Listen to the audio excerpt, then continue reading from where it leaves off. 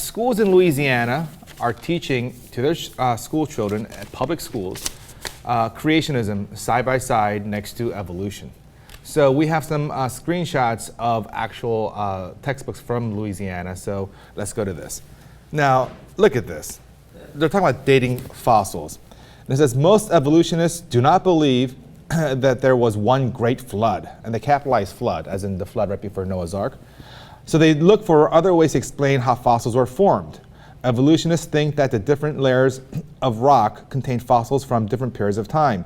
They believe a fossil is as old as a rock layer that is buried in it. The farther down in the rock layer that a fossil is found, the older it is.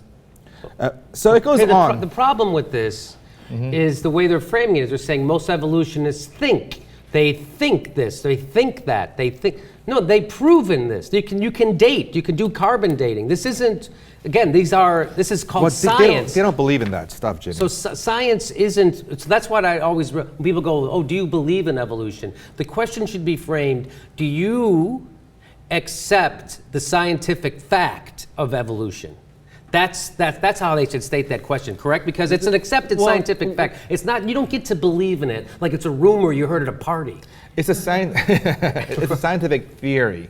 Now, they think, well, the word theory has a very different meaning in the scientific realm versus the colloquial, my theory is that the Lakers are the best team ever. See, that's not a scientific theory. A scientific theory is basically, well, there are no facts in science because in science, everything's a theory. Well, it's a theory if it's as close to a fact as possible. But what we should be teaching in schools is science. Correct. And evolution, the theory of evolution is science, right? So all the so people go, well, so when someone tries to argue evolution with me, they'll go, but what about this on I go, I don't argue evolution, and the reason why is because people who are smarter than me, evolutionary scientists, have already debated this, and they've all agreed. There's nothing to argue. I mean, it's like the stupidest argument ever because, I mean, at a microscopic level, you can visually see how organisms evolve. You can see evolution. You can see it. It happens generation by generation. We can't see it in humans because it takes a long time to see the impact.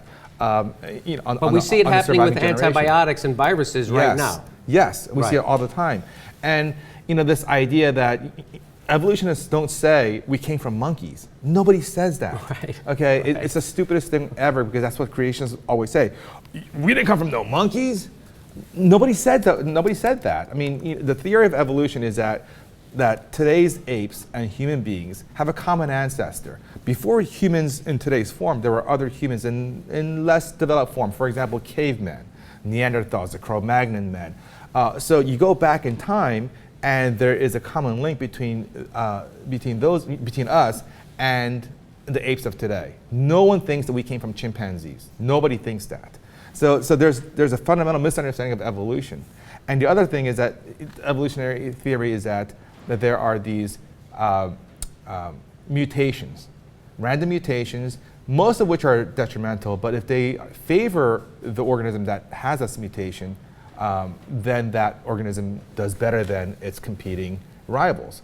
So that mutation then lives on, is passed down to future generations. And that's how we evolve from a simpler organism to a more complex one. So they don't understand it. But let's go back to this graphic. Now look at this. This is in a public textbook. Look at all this word about, all this language about God. It's not based. Man makes judgments about the evidence of fossils based on his beliefs. No, they don't. A man who believes God's record of creation and history will look at fossils in one way. No. A man who believes in evolution will view fossils in a different way. Now this is their attempt. No. This is their attempt to be fair and balanced because they're going to have the creationist viewpoint next to the evolutionist viewpoint, and they say God created the heavens and the earth. Earth and space are a result of sudden explosion.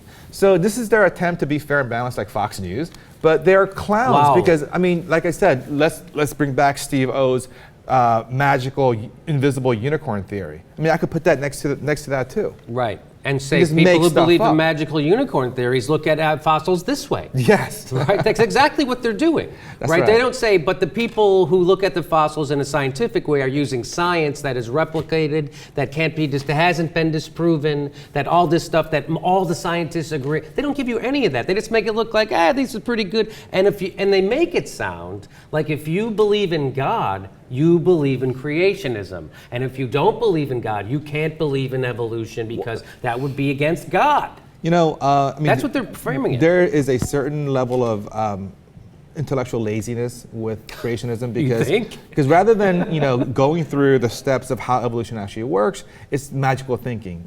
This great, benevolent, all-powerful being just made everything. Boom, you're done. And you can explain to a 5-year-old very simply in one sentence. Whereas evolution is very complicated, and you have to go through all the different steps. It takes pages and pages to explain how it really works properly. So that's the problem here, and that really. This is gross. This is like just it is gross. This Yeah. is like teaching Dungeons and Dragons in school and going, it's real. It's real.